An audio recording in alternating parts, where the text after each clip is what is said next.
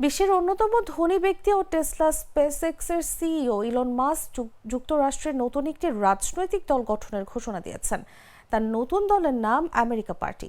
এটি যুক্তরাষ্ট্রের প্রচলিত দুই দল রিপাবলিকান ও ডেমোক্র্যাটের বিকল্প হিসেবে কাজ করবে।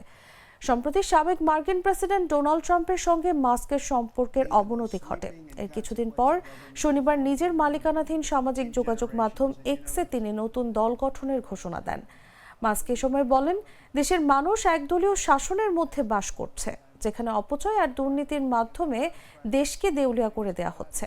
মানুষের স্বাধীনতা ফিরিয়ে দেওয়ার লক্ষ্যে আমেরিকা পার্টি গঠিত হলো।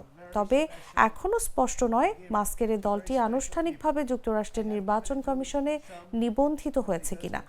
তিনি দলের নেতৃত্ব কাঠামো বা ভবিষ্যৎ পরিকল্পনাও বিস্তারিতভাবে জানাননি।